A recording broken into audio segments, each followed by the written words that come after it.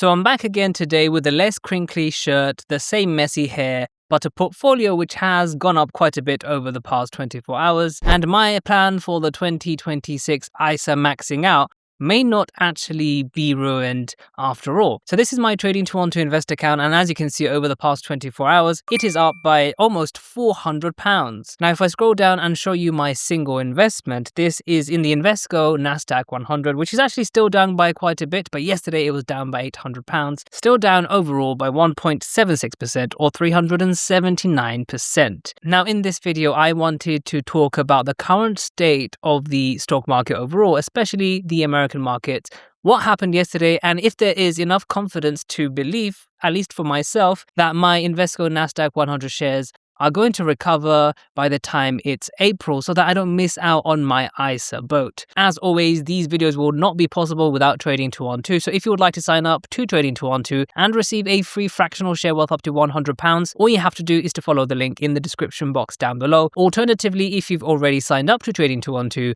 over the past 10 days but have not received your free fractional share, then all you have to do is to press the 3 horizontal line menu over here. Then scroll all the way down until you see the section use promo code. And in the section, all you have to do is just to enter the code JUBAIR and you should receive a free fractional share. So this is what the S&P 500 looks like. Well, it did start off really well today. Well over 6,900 points. It is going down right now, but I just think that's a normal movement. Again, very fickle area we're in right now. I don't know which way it's going to go, but we need to talk about the indicators that we do have. Remember, we can't actually tell the future. Nobody knows. If you want to stick around for this video just to find out if the S&P 500 is going to go up, you're not going to get that because it's impossible to tell. Here is my Trading 212 Stocks and Shares ISA. Over the past 24 hours, it is up by over £60. Again, I don't have much in the way of investments. The way that the S&P 500 recovered, I kind of wish I had more cash in there when it dipped by around 3%. Because this fund here, anyway, did a 3% drop right here and then back up. I could have made a quick 3%, but anyway, that's not how I should be thinking about it. Please don't take my videos as financial advice. My Trading 212 Stocks ISA has always been experimental from the beginning. You can scroll all the way down and see all of my portfolio updates. I don't do things normally. I do have a separate Stocks and Shares ISA, which I just buy an all world and just leave it. So I'm not too worried about, making any mistakes here. But currently I do have too much cash here, £119,000. I was kind of hoping there was a dip because I do want to deploy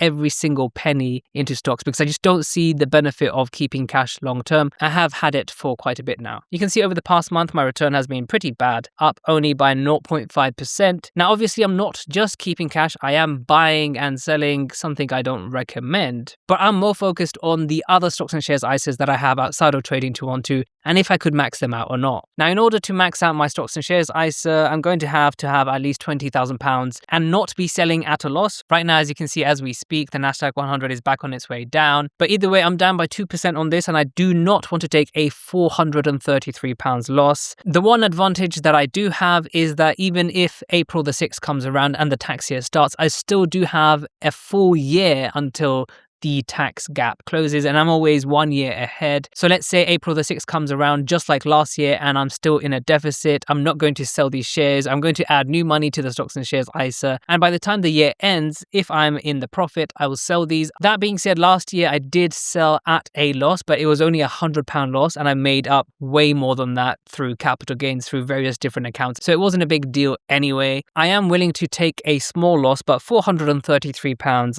I don't think so. Okay, so what is the news piece that has caused the S&P 500 to reverse course from down to kind of up? Well, it's all to do with the fact that the US president again has played another game, saying that he will not take Greenland by force. Remember, yesterday we were talking about how important it was that countries don't fight because geopolitical tensions affects everyone, especially the average person. Anyway, he did say that he's not going to take Greenland by force and that there would be some sort of agreement in place, which will make it, I guess, more legal, more agreeable on both sides. I know you guys told me not to use BBC News. Well, I don't think any news source is unbiased, so let's leave it at that. It's always best to, read multiple different sources and come up with your own analysis on it. But as far as I'm concerned, BBC will tell us things that have happened and we can basically take that with a grain of salt and understand what has been shifting around the world. Anyway, the US president hinted towards a framework deal. Again, you can read through this, but you're not going to get much detail because, of course, no one really knows much about this deal. Of course, news articles are made so that you actually click on them, read through them. Most places have ads. I'm not sure how BBC makes their money, but you're not going to get too much information here. So back to the S&P 500, as a result of that news, you can see a lot of confidence came back into the S&P 500. But is that confidence short-lived? As you can see right now, this is only about half an hour after the opening. The markets did open quite high, and we are already looking at a negative movement. Although this movement is very insignificant, it's less than 0.5%. It could be a trend, it's too early to tell. However, one thing is certain, there are definitely no guarantees that the S&P 500 will be going up in the short term. And although my portfolio did see a nice little recovery, it looks like that could be over. So maybe my plan to max out my stocks and shares ISA, take out £20,000 from here,